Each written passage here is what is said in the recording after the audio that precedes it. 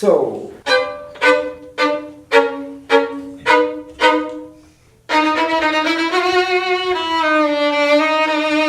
to hit it before it gets to be a ball, to strike it before it gets to be a stroke, to let it go before it becomes winning and losing. Where should the ball be placed? And the Buddha said, in the invisible, infinite, all radiant consciousness.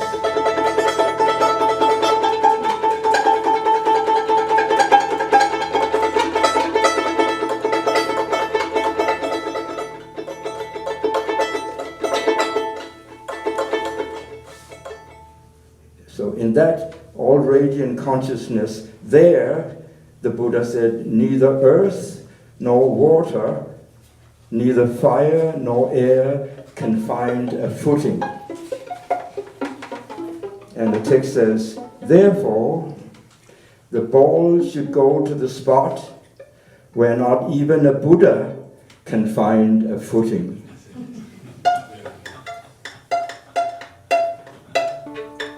When the ball comes, everything comes.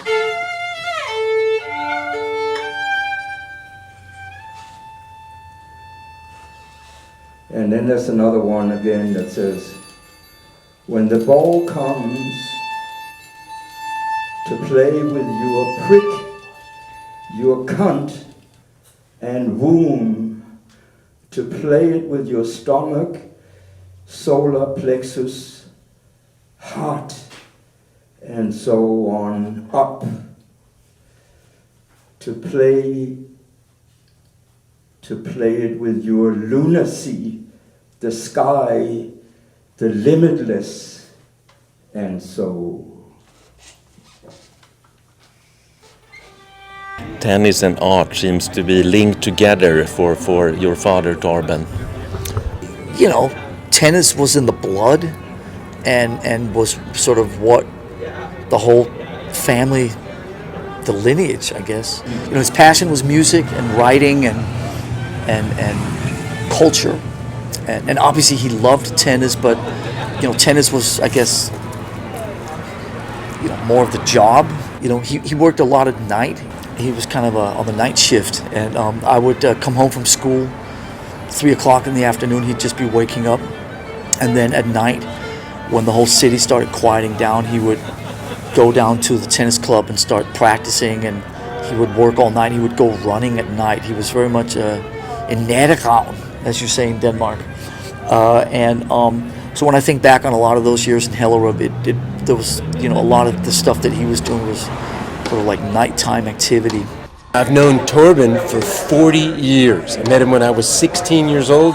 Well, obviously they come from great history. You know, his Lars's uncle, his grandfather, they all played Davis Cup. I mean, tennis is just a small part of him that he was good at. And he appreciates and he loves it, but he has so many other things that he appreciates and does. I've been involved in tennis my entire adult life, then went on to coach. I coached Agassi, I coached Roddick, I coached Murray. The highest I got to rank was 4 in the world in 1990. One of the last tennis memories I had with Torben, me and my son played Torben and Lars some doubles. And it was an unbelievably hot day, it was like 100 degrees. And after that match, Torben goes, that's it. He was probably in his early 70s. I'm retiring from tennis. So we got to play, and Torben still says that was the last match that he ever played. And I think that over the last, let's say, 20 years, getting the chance to really spend time with Torben away from tennis, talk about old tennis, and he's such a quality person, and I feel like he's the kind of person when you're around him, you're having a better day. He's got so much knowledge and so much appreciation for life and such a great thinker. And there's so many interesting things. So every time I get a chance to do something or be with him, I feel like it's a better day. Do you think you could present yourself a little bit? I thought I said already that I could remain silent for 5 minutes or 5 hours, and that can be the opening if you like. Yeah. And then we can either go on from there or consider that is the interview. Then you can leave and everything is fine. Yeah. Yeah. But we can also sing a song or something, or if you have a question. Let's say if I were born in 1928, that's what I've been told. Then I was born in closer to Copenhagen or out in Frederiksberg, which is a part of Copenhagen. It is right that my parents were playing, I think, tennis out at Hellerup when I was born. But let's say that my parents were both members of this Hellerup club that you referred to, right? Torben, your parents, Yeah. how were they as tennis parents? How were they? I mean,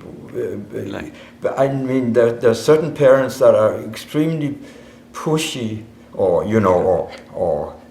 sit there and sort of applaud every time their boy or girl, make a point or something like that. But my parents were not like that. And my father was, of course, he was a Davis Cup player. So you almost had the tennis sound surrounded you, from the day your mother expected you. From absolutely as far back and as I can remember, and even maybe in my mom's stomach, I could still hear the balls, or something like that.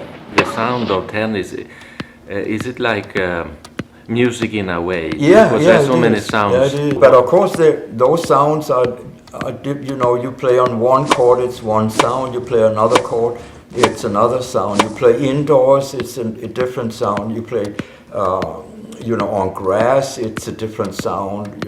So you can also hear all those sounds in the terms of large, like kind of a spectrum of sound. So it's not sort of the sound of the ball, right? I mean, it is because the sounds the pitches are changing all the time because when the ball hits, whatever it hits, right? Those sounds are different, So I grew up also with a kind of, sort of like that kind of thing. But then there was the visual aspects and all the other aspects. Yeah, well, Torben, he taught me to listen to the sound of the ball and also the light and shadow while it was traveling on the air, where you had the sun on top of the ball and the shadow on the bottom. And also watching how the mark would travel in the air, going, not standing, but circulating the ball, so you could see it going like with a spin, which I thought was incredible because I never thought of it.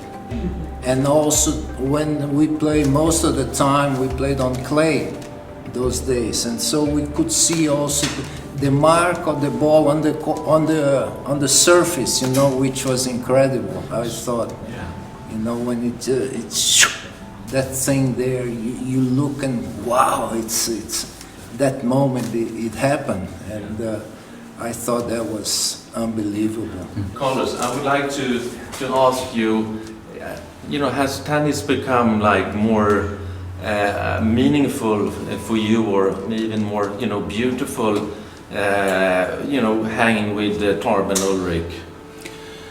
I'm sitting in the company of two men that have inspired me. I just want to share this with you. Tomas, as in the junior days, and then when I first came to America, I was a 17-year-old boy, and I had the pleasure to meet this man, who then so incredibly invited me to hit some balls. And as I hit a few balls with him, I was like a deer looking at headlights. I hit it back to him. He hit the ball a little softer to my side. I hit it back to him, and then he brought me up to the net and he says, slow it, let's feel the ball. And that was with that conversation he had yesterday with us in here about feelings, remember that?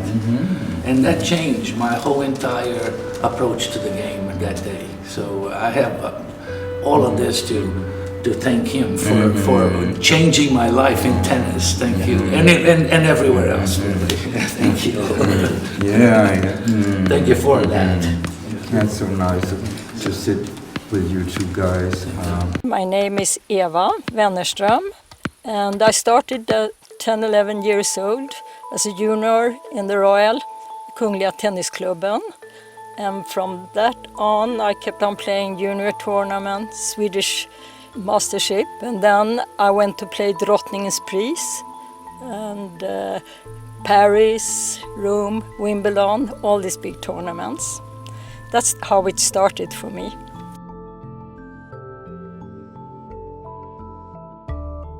Torben has been very important and close to me because he's like a guru for me, because he's sort of clarified so many things and in his most present way.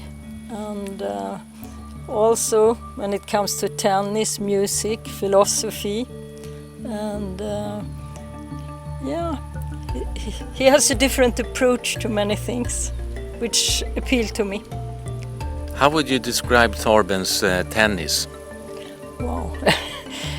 I remember he looked like a panther. Do you say panther? Punter? And he was so smooth on the court. He could stretch out so far, like a ballet dancer. So for me, that's the impression I have.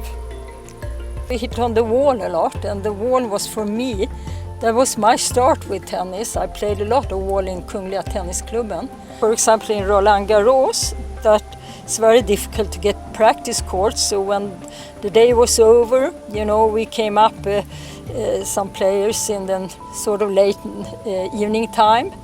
We hit on the wall, a lot of us, and that was so nice. And we practiced and had very calm, nice hitting on the wall. Yeah, and Torben, he played that even though he was a very good player, which was not so usual. Usually you play on a practice court, but I remember Torben, he preferred often the wall. So you played with the founder of the Royal Lawn Tennis Club, Gustav V. They say that his tennis was quite stiff. Do you remember anything of his way of playing? I remember all his strokes. Yeah, come on. I mean, and he was a very good lobber, and also he was very tall. And I remember that we played on the center court at Båstad, and he hit one of those high lobs, and I was smashing it down, and it hit before him. It hit in front of him. But as you know, sometimes there's a kind of an overhead, and it goes down, and you then, instead of facing the net, you turn around. And so he turned around and bent down a little bit, and the ball came in front of him and hit his famous straw hat, and it went off, and the spectators, they booed me, because I was not kind to the king there. And so that's still a kind of fun memory, but he was okay with that, but his hat flew off, and I thought that was a kind of a fun moment kind of thing. But I always thought he sat there very, very patiently always when we played, and also down in Nice, and he came to Monte Carlo also, so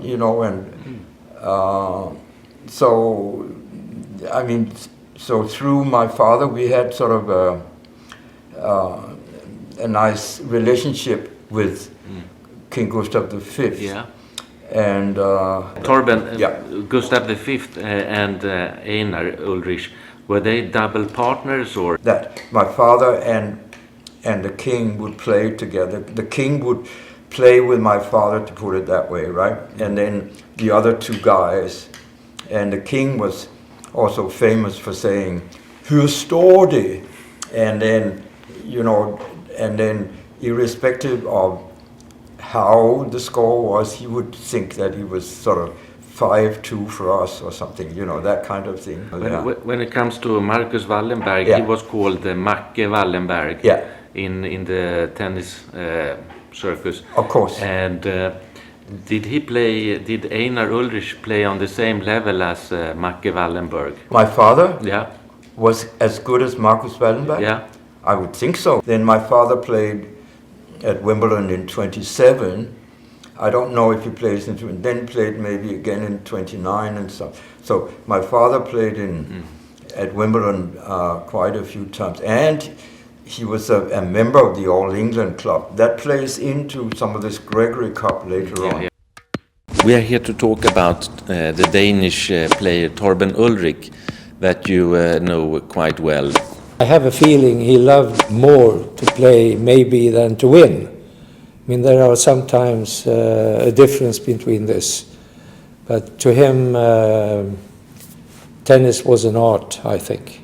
So you believe he was in the game for the love of the game? Definitely.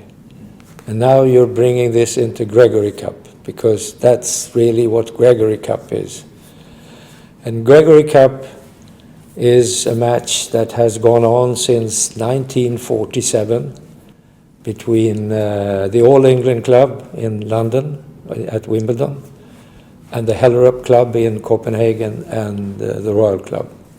You have played Gregory Cup a couple of times, and I think it was Torben's father who was one of the founder of Gregory Cup. That's true, in a way. I mean, the real initiative was taken by chairman of the All England Club, Colin Gregory. But he talked to his two friends, Einer Ulrich and Marcus Wallenberg. It's incredible that the match has been played since 1947 every year. So it must be something special. Lasse, there is a story that I heard from many actually players about a particular match in Gregory Cup. It was Staffan Stockenberg and Torben Ulrich that played a match. Can you please tell me that story? The match between Staffan and Torben was played at Hellerup and at the their outdoor clay courts. This was on the 17th of May 1959. Torben was scheduled to play against Staffan at 11 o'clock. And when he was told about that, he said, "No, I cannot play before 12. It's not possible." And they said, "Come on, this is a club match. Come on, Torben, you must play. I mean, all the others are playing at 10, but we put you at 11. We know that you're a musician and you want to be up late." "No, it's not possible. But you have to accept." Okay. So they went to pick him up because they knew he was going to be late. And they arrived late, but he finally was on the court, so the match could start at 11:30. And Staffan won game after game. And at the score, 6-love, 5-love to Staffan. The bells in the church right beside the club banged 12. And suddenly Torben started to win games. And actually the score that I have checked was 0-6, 7-5, 6-2 to Torben. And when he came off the court, he said, "I told you I cannot play before 12. There's not much more to say, really. He's a great personality and a fantastic tennis player and an artist on the court. We would need more of that kind of players who can please the public. We don't want machines to play tennis. It must feel good for you to know that the Gregory Cup is still going on. And you got some good memories yourself playing a Gregory Cup, I understand. Absolutely, yeah. Yeah, great. And you know, that's what I mean, that I played this guy called Hedley Baxter. It was the first guy when we played in that. I played in the Gregory Cup. Immediately we became good friends, and so one of the following years when I was going to play at Wimbledon, he said, "Oh, you know, you can stay at my house, you know," and stuff like that. And so then all of a sudden, you know, as an example of these friendships, you know, that you could get from these things that were kind of low key and nice glass of wine, and you know, some nice, you know, I mean, it was a nice sort of low key setting for things, and at the same time, I mean, I always thought it was great to play those tournaments, you know, where there was a kind of a feeling of friendship, rather than a kind of a more fierce competitiveness or something like that. My name is Stein Ulrich. I am Torben Ulrich's nephew. So Torben's brother is my dad, and his name is Jørgen Ulrich. What are you doing here at the Royal Lawn Tennis Club in Stockholm now? Oh yeah, that's very interesting, because we are part of a friendly match between All England Lawn Tennis Club and Kungliga Lawn Tennis Klubben, and we have a match every year. It's a teams match with 4 men and 2 women, and I'm captaining the Danish team, the HIK team from Hellerup, and it's called Gregory Cup.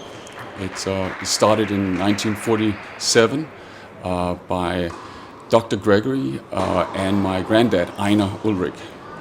Going back to the first years in 47, my granddad, Einer Ulrich, he was captain for the team, and Torben was at the age of 19, I believe, also part of the team. So, and then Torben has played many times, maybe 15 times or so, Gregory Cup. My dad has played even more, 25 times, and also then continued as captain for the team. So it has been part of my whole life, actually, that there has been Gregory Cup. When it comes to the Ulrich tennis family, who is the best ever in the family? What would you say? I think actually Torben has the biggest merits. He's been, I believe, twice in the Wimbledon final in mixed doubles, at least one of the times with Anthony Gibson. My dad never made it that far, but again, he went to the final 16 several years in a row, and my dad participated in Wimbledon, I think it was 21 consecutive years, which is a pretty good series of Wimbledons. So, and the most important things that he ever taught you? That is probably being aware of that there's other things than winning. That you have to enjoy the moment, and also be aware of the moment. And he has taught me that things are connected and not isolated. And I think that's a really interesting view on life and what you do. And he does it, he lives it all the way through. And that's another thing, he really lives what he thinks. In the usual way of connecting everything in his life, he used accessories from tennis. That would be a racket, that would be a jumping rope, that would be tennis balls, and he put paint on them, and he would use that instead of the normal way of painting. And I think he has made some very beautiful paintings, and then he would also connect that with some writings, a few sentences on the paintings. So it was never just the painting or the color or the tennis connection, but there was also some thoughts about it. And I remember also when he talked about the moment, in one of his paintings, I believe it said something like, at the point when the ball is over the net, who's winning and who's losing. Maybe you could just tell me a little bit about your relation to Björn Borg, because you actually played a double tournament with Björn, with him in I think it was Madrid. Yeah. I don't know that Björn and I got very far in the tournament or something, but it was just a pleasure, and I could say that, you know, we've always, Björn and I had a very, very nice relationship. Did you complemented like each other, you and Björn? You had different styles when you played, you believe? Did we understand we had different styles? Yeah, did you have... I mean, how could we not? How could we not understand we had different styles? Yeah, I mean, in some sense, I mean, I would say even just to answer that in a little bit silly way, that I could say, I felt everybody had more different styles in those days. I feel that, you know, everybody hit sort of a kind of a Western forehand, it seems, nowadays or something. But there you had all these, there were more sort of weirdos in those days and more weirdo styles. And in that sense, you could say, yeah, of course we understood we had different styles. But also most, I mean, all of us maybe we were not educated to watch television and see a lot of tennis. We were not educated by some coach. We were not educated by Nick Bollettieri's tennis school, academy of this or that, or, you know, or all of that. So now there seems to be a kind of a certain way to cut all that, right? And to sort of be educated as a professional tennis player or something from the time you're 12. So Torben, you said that it was more the styles were more different before in those days when Björn was a young player and you were of course much older, but he played a double-handed backhand. Was that a little bit a strange way of playing at that time, or? No, it was not strange. It was just a different way. You know, it was not strange. I don't think it was strange, but it was definitely a different style, and also I thought he was extremely gifted in a, let's say that many of these guys, you know, of my generation, you know, they were smoking a cigarette, right? And then taking the last puff and then putting that down, and then you go on to the court, right? And the next generation was completely, I mean, they were much more, much more physically equipped, if you will. And of all those maybe that were physically gifted, I think maybe Björn Borg also was the most gifted in terms of his pulse count, you know, which was exceptionally low. And so what I mean, he was such a talent, and when I said sort of a wonder thing, you know, also I think still is in some sense a kind of a unique guy, you know, in all of that. And I think I mean that's I think very interesting also, and of course I thought also that in a very different way, and you were talking about, Mats, these different styles, then, you know, that when he was playing these matches with McEnroe, that there were these two different styles that were really, they fit each other in a way. I mean, of course they didn't fit, but I mean that they made such a a complementary thing, you know,